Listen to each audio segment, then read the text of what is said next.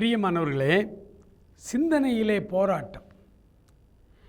இந்த சிந்தனை மண்டலம் என்பது நம்முடைய ஆத்மாவை குறிக்கிறது. ஆத்மா, ஆவி, சரீரம், இப்படி 3 பகுதியாய் மனிதன் ஆக்கப்பட்டிருக்கிறான். ஆவியும் ஆத்மாவும் இணைந்தது தான் உள்ளான மனிதன். இந்த உள்ளான மனிதனை இந்த மாம்சத்துக்குள்ளே அவர் வைத்திருக்கிறார். மனிதன் படைக்கப்பட்ட பொழுது மண்ணிலிருந்து மனிதனை உருவாக்கி அவன் நாசியிலே ஜீவ சுவாசத்தை ஊதினார். அவன் ஜீவ ஆத்மா ஆனான்.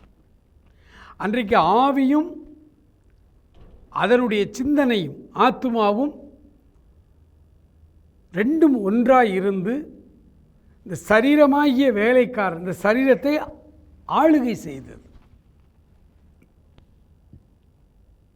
மனிதன் பாவம் செய்த பொழுது ஆவி ஆத்மா என்று சொல்லப்படுகிற உள்ளான மனுஷன் இந்த மாம்சத்துக்குள்ளே சிறைப்படுத்தப்பட்டான். தான் மரணம்னார் ஆண்டவர். இந்த கனியை புசிக்கிற நாளில் நீ மரணம் அடைவாய், சாகவே சாவாய் என்றார். சாத்தான் சொன்னான், நீங்கள் சாக மாட்டீங்கன்னா. சரீரத்தின் சாவை சாத்தான் சொன்னான். ஆண்டவர் ஆவிக்குரிய மரணத்தை அவர் சொன்னார்.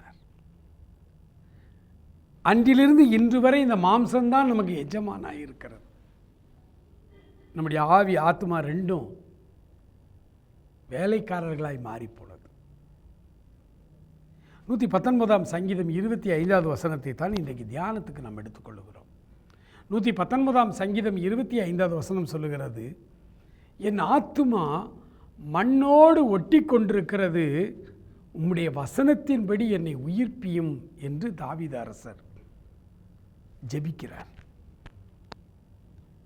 என் ஆன்மா மண்ணோடு ஒட்டி கொண்டிருக்கிறது அப்படின்னா என்ன? தெருவில் கிடக்குது, தரையில் கிடக்குது, கிரவுண்டில் கிடக்குது, அது இல்லை. என் ஆன்மா என்பது என்னுடைய சிந்தனை மண்டலம் முழுவதும் என் மண்ணோடு ஒட்டி இருக்கிறது என்றால் மண்ணிலிருந்து உருவான இந்த சரீரத்தோடு ஒத்து இசைந்து இருக்கிறது. சரீரம் நினைக்கிறதை இந்த ஆத்மாவும் சேர்ந்து சப்போர்ட் பண்ணி ஆவியை புறந்தள்ளி உள்ளான மனிதனை பலவீனப்படுத்தி விட்டு இந்த மனசும் மாம்சமும் விரும்பினவைகளை செய்து தேவ கோபாக்கினியின் பிள்ளைகளாய் நாம் வாழ்ந்து கொண்டிருக்கிறோம். இந்த மாம்சம் விரும்புகிறது எல்லாமே பாவம்.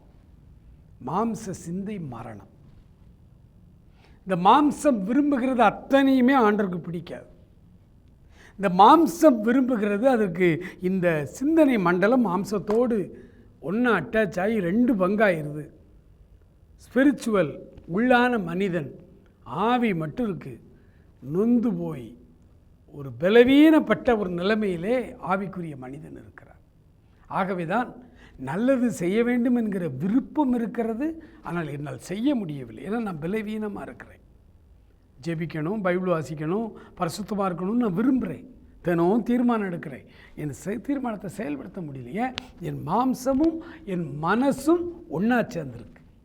தாவீது அதை புரிந்து கொண்டு தான் ஜெபிக்கிறார் ஆண்டவர்கிட்ட. ஆண்டவரே, என் ஆன்மா மண்ணோடு ஒட்டி கொண்டிருக்கிறது, உம்முடைய வசனத்தை அனுப்பி. வசனம் தான் பிரிக்கணும் ஆவி ஆத்துமாவையும் கணுக்களையும் ஊனையும் பிரிக்கத்தக்கதாக இருதயத்தின் நினைவுகளையும் சிந்தனைகளையும் வகையறுக்கிறதா இருக்கிறது தேவனுடைய வசனங்கள்.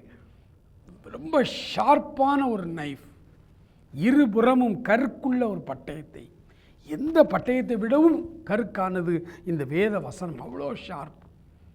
இந்த வசனத்தை உள்ள அனுப்ப அனுப்ப அனுப்ப மாம்சத்தோடு ஒட்டி இருக்கிற ஆன்மா ஆவியோடு வந்து ஒட்ட, ஆவியும் ஆத்மாவும் ஒன்று சேர்ந்து விட்டால் இந்த மாம்சம் பலனற்று போகும். இந்த மாம்சத்தை அவர்கள் மேற்கொள்ளுவார்கள். அவன் தான் ஆவிக்குரிய மனிதன். அன்பு நிறைந்த எங்கள் பரலோக பிதாவே, இந்த காலை வேளைக்காய் ஸ்தோத்திரம். கற்றுக்கொண்ட இந்த சத்தியத்தை இந்த நாள் முழுவதும் நாங்கள் அசை போடவும், இந்த நாள் முழுவதும் யோசித்து பார்க்கவும், ஆண்டவர் எங்களுக்குள்ளே நடைபெறுகிறதான எல்லா மாற்றங்களையும் குறித்து நீர் பேசுகிறதற்காய் ஸ்தோத்திரம். தொடர்ந்து வழி நடத்தும், ஆசீர்வதியும். இயேசுவின் நாமத்தில் ஜெபிக்கிறோம் பிதாவே. ஆமேன், ஆமேன்.